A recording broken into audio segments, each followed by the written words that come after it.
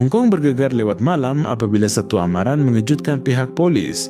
Sebuah bank telah diceroboh dan sekumpulan individu misteri memasuki bilik kebal seolah-olah mereka tahu dengan tepat apa yang perlu dicari.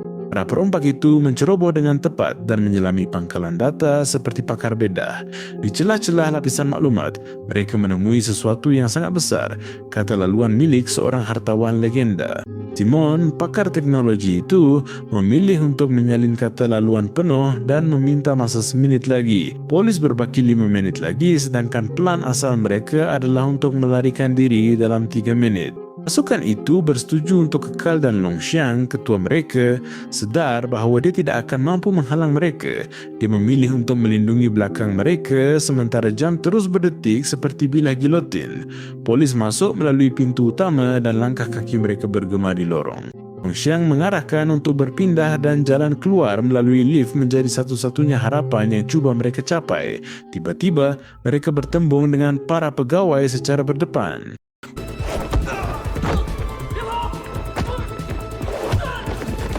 Perangkap di lorong yang sempit, pasukan itu berpecah dan menjadikan seorang pegawai polis sebagai tebusan.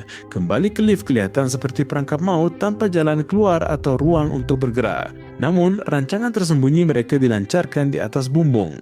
Payung terjun muncul seperti sayap dan lompatan itu melontar mereka ke ruang kosong. Mereka mendarat di atas sebuah kasino berhampiran dan masuk dengan penuh yakin ke dalam hiruk pikuk orang ramai. Tukaran pakaian yang pantas, pergerakan yang selaras, dan kumpulan itu lenyap di celah lampu serta bunyi bising. Pihak polis tiba lewat dan hanya menemui kekeliruan. Pemilik $500 juta itu meledak dalam kemarahan dan menuntut jawapan yang tiada siapa mampu berikan.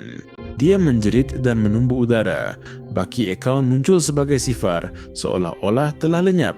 Ketua polis merasakan beban kegagalan dalam setiap pandangan. Jurang teknologi sangat kejam dan setiap kamera yang berguna jatuh ke dalam sabotaj. Pihak atasan mengarahkan untuk kembali kepada asas, kerja lapangan dan pengawasan tradisional. Sebelum adanya teknologi, kata mereka, minda manusia menyelesaikan apa yang mesin tidak fahami. Mereka memutuskan untuk membawa kembali seorang legenda yang telah bersara. Chow Su ditugaskan untuk mengekorinya dan sikap skeptikalnya hancur apabila lelaki tua itu meleraikan penyamarannya di hadapan wanita itu serta menyenaraikan kesilapannya dengan tenang. Maka, De Jong kembali berkhidmat dan menyelami rakaman-rakaman tersebut. Dia memilih profil, mengecilkan kemungkinan, dan memberikan nama samaran kepada para suspek. Mereka semua adalah orang muda, kecuali seorang lelaki tua yang menonjol sebagai kompas dan otak kumpulan. Dia mengetahui laluan dan sudut titik buta setiap kamera dan tidak pernah mendedahkan wajahnya sepenuhnya. Dengan gambar yang kabur dan profil sisi, De Jong menyusun identiti tersebut. Pada penghujung tahun 80-an, si bandit hantu telah mengganas di Hong Kong dan Macau. Bekas pegawai perisikan, pakar dalam penyamaran dan pertarungan pisau, dia telah mengetuai lebih daripada 12 rompakan. Polis berkali-kali mengepungnya, namun pada tahun 1999 dia gaib, meninggalkan bayang-bayang. Di tempat persembunyian, Long Xiang memarahi Simon kerana mendedahkan mereka kepada bahaya. Long Xiang mengeluarkan sebilah pisau dan mengancam untuk membunuh Simon. Yang lain menahannya dengan penuh rasa cemas. Long Xiang merasakan cabaran itu sebagai penghinaan terhadap kuasanya. Dia percaya mereka tidak lagi menghormatinya dan jurang perpecahan semakin terbuka. Hu Feng, bagaimanapun, sentiasa setia. Dia menganggapnya seperti bapa sejak di rumah anak yatim, tempat mereka hidup dengan wang curi pemberian Long Xiang. Dia meminta Hu Feng berhenti mengawasinya kerana mau bersendirian. Xiao Xu pula mau bertugas di barisan hadapan. Kurangan pengalaman dan kekuatan fizikalnya mengundang ejekan daripada rakan sekerjanya. Kisahnya, dengan nombor lencana yang diwarisi daripada bapanya yang gugur semasa bertugas, digunakan sebagai bahan propaganda tetapi tiada siapa yang melihatnya sebagai rakan setara dalam pertempuran sebenar. De Jong membentuk pasukan pengawasan rendah diri, terdiri daripada orang biasa yang tidak dikenali. Kumpulan itu sedia menyamar dalam rutin harian. Xiao Xu ingin ke barisan hadapan namun dipandang rendah. Dia bertengkar dengan mereka yang memandang rendah kepadanya, manakala De Jong memerhati kemarahannya. De Jong memanggil dan mendengar keluhannya. Dia meluahkan bahawa tiada siapa percaya wanita mampu menjadi yang pertama bertindak. Pasukan dipilih dan Xiao Xu kekal di sisi De Jong. Dia membeli bekalan kecewa kerana dipinggirkan. Semasa mengintip, dia melihat Samsung mengganggu orang awam lalu terus bertindak. De Jong masuk campur untuk mengelakkan keadaan menjadi lebih buruk. Dalam kereta, dia buka kisah lamanya. Pernah bekerja dengan bapanya dalam pengawasan, lalu penyamaran terbongkar saat mahu menangkap pengedar manusia. Bapanya cuba melindunginya, tetapi ditembak. Sejak itu, katanya, dia memutuskan untuk mematuhi arahan dengan tegas, dan pengakuan itu mengubah pandangan Seok-soo. Dengan mata yang berkaca, dia memahami buat pertama kalinya mengapa bapanya mati. Pada saat itu, kereta itu melintasi sebuah pasar dan satu susuk tubuh yang dikenali menarik perhatian. Kemaran dalaman berbunyi, si hantu telah dikesan. Pasukan itu telah pun dilihat olehnya pada hari-hari sebelumnya dan tidak boleh mendekat. Satu-satunya orang yang tidak dikenali oleh Longxiang ialah Seok-soo dan De Jong menugaskannya untuk menghampiri tanpa memandangnya. Berpura-pura mencari sesuatu di lantai lalu menggunakan pantulan air lopak kotor. Melalui cermin improvisasi itu, dia melihat wajahnya dan memerangkap sasaran. Mereka mengekorinya ke bangunan kediaman. Mereka hanya mengesan sektor tersebut, bukan pintu yang tepat, dan keperluan untuk perincian semakin mendesak. Seok-soo menawarkan diri untuk mengikutinya ke dalam lift. Longxiang mengesan kehadirannya. Dengan pisau yang sedia di tangan, dalam diam, dia memutuskan untuk mengujinya. De Jong sedar bahaya, lalu melakonkan watak bapa marah, memarahinya dengan kuat, dan merentap subangnya untuk melenyapkan syak wasangka. Longxiang mula kurang waspada, namun De Jong segera menekan tingkat terakhir, menarik Seok-soo dan membuka pintu secara rawa. Mereka masuk, membiarkan Longxiang melihatnya untuk menghentikan pengejaran. Penjenayah itu pun beredar. Malam menjelang dan pengawasan inframerah merakam Longxiang di atas sofa, meletupkan bui dan melihat sebuah beg. Tiada apa yang bergerak, jadi pasukan itu berundur dan meninggalkan De Jong sebagai jiran pengawas. Pada waktu subuh, dia cuba mendekati di pasar dengan perbualan santai.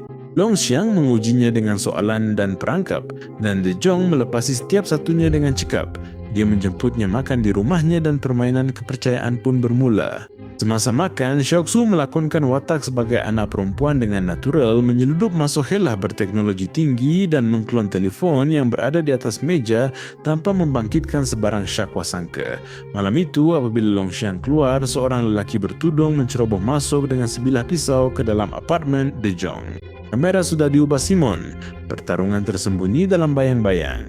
De Jong menahan pertarungan dengan mahir, pukulan demi pukulan hingga seri.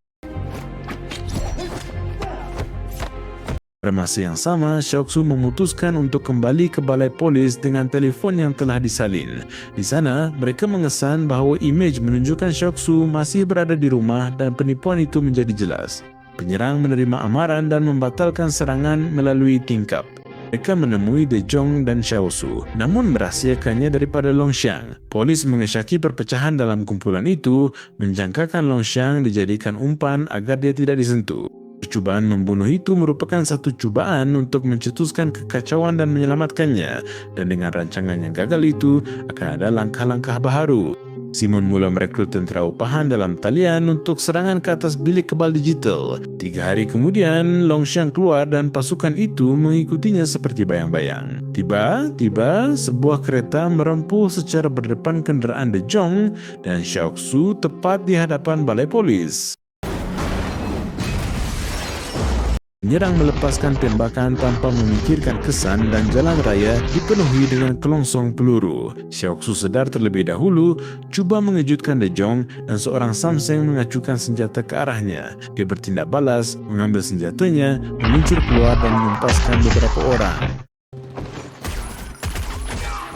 Dia menarik De Jong ke tempat perlindungan. Lelaki itu sedar dan mengarahkannya untuk menghantar beberapa aksara dalam braille yang dilihatnya dalam beg sampah Longxiang. Mereka perlu menghantarnya kepada perisikan untuk merungkai mesej tersembunyi itu. Sementara itu, Longxiang kembali ke rumah anak yatim dan mendapati serang hendap telah dipasang. Simon mahu menghapuskannya sebelum dia ditangkap oleh polis dan membocorkan rahasia mereka. Dia menganggap Longxiang terlalu tua dan berbahaya bagi kumpulan itu dan memutuskan untuk menutup pintu buat selama-lamanya, tetapi pengiraannya meleset. Berburu pembunuh tumbang, Longxiang bertahan dan menjatuhkan mereka seorang demi seorang. Tiba-tiba muncul susuk tubuh menghalang tangannya. Hu Feng, anak angkat yang membesar di bawah bimbingannya. Longxiang menjerit karena pengkhianatan yang tidak disangka itu. Hu Fenggan membunuh ayahnya, namun dia bertanggung jawab demi adiknya lalu berdiri teguh. Mereka saling mengacukan senjata. Longxiang tidak sampai hati untuk menghabisinya dan hanya menampar wajahnya. Hu Feng, tanpa keupayaan untuk membalas pukulan, terjun ke ruang kosong bersamanya. Darah menandai simen dan perhitungan masih terbuka. Di atas lantai, Longxiang menikam perut Hu Feng. Dia memeluknya sehingga hembusan nafas terakhir dan berharap untuk kehidupan yang lain menjadi anak kandungnya. Longxiang kemudian memahami bahwa mungkin Hu Feng tidak merancang untuk mengkhianatinya, tetapi pendedahan itu tiba terlambat. Kamera Simon menyiarkan babak tersebut dan satu lagi keputusan diambil.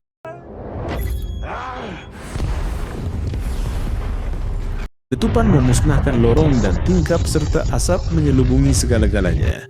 Pihak polis merempuh masuk ke celah runtuhan dan menemuinya masih hidup, kalah tetapi masih bernafas. Longxiang mengumumkan bahwa dia bersedia untuk bekerja sama bagi menangkap kumpulan itu. Secara selari, mereka menahan penyerang di balai polis, tentera upahan tanpa kesetiaan maupun maklumat. Sasaran kumpulan komando itu adalah 10 bilion dolar dalam wang haram. Dana itu disimpan oleh pihak polis sebagai sebahagian daripada proyek digital. Mereka tidak dapat mengakses baki tersebut tanpa kata laluan, tetapi Simon dan kumpulannya telah pun mendapatkannya. Keseluruhan serangan ke atas balai polis adalah untuk mencuri akaun dalam pelayan tersebut, dan mereka berjaya melakukannya dengan membuka lubang dalam sistem. Simon terlambat menyadari bahawa Longxiang tidak keliru maupun mahu mengkhianati mereka. Dia bermain bagi pihak polis untuk mengalihkan perhatian dan kini kefahaman itu tiba dengan luka yang terbuka. Pihak polis menjejaki kenderaan yang mencurigakan dan menghubungkannya dengan sebuah hotel. Serbuan diaktifkan dan beberapa orang jatuh di bawah pasukan pengawasan. Penyamaran menjadi tidak berguna di hadapan mata terlatih yang sudah mengetahui helah mereka. Semasa pemindahan, Longxiang menumbuk pengawalnya dan melarikan diri.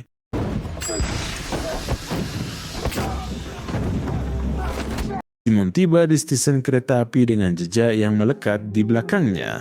Seorang ejen muda mengekorinya dan bersedia untuk menangkapnya apabila satu tikaman tepat mengenainya. Penyerangnya adalah Longxiang yang melenyapkan anggota polis itu dan meluru mengejar Simon. Dia mengejarnya dan menikam anak angkatnya yang ingkar itu sehingga mati. Hampir kesemua anak didiknya tersingkir daripada permainan. Tanpa pengetahuan mengenai mata wang kripto, Longxiang tidak mampu memindahkan dana tersebut. Dia memutuskan untuk kembali kepada kaedah lama. Dia mengugut seorang ahli perniagaan kaya dan menuntut 10 juta dalam bentuk tunai sebagai pertukaran untuk mata wang digitalnya. De Jong dan Xiaoxu menjangkakan pergerakan itu dan berhadapan dengan ahli perniagaan tersebut. Mereka mengesahkan titik pertemuan dan mengetatkan kepungan. Xiaoxu tiba dahulu dan memerhati persekitaran dengan tenang. Longxiang duduk di hadapannya dan degupan nadinya tidak bergetar, sementara pasukan bantuan semakin menghampiri. Apabila De Jong masuk, Longxiang bertindak balas dengan pisau dan ketepatan.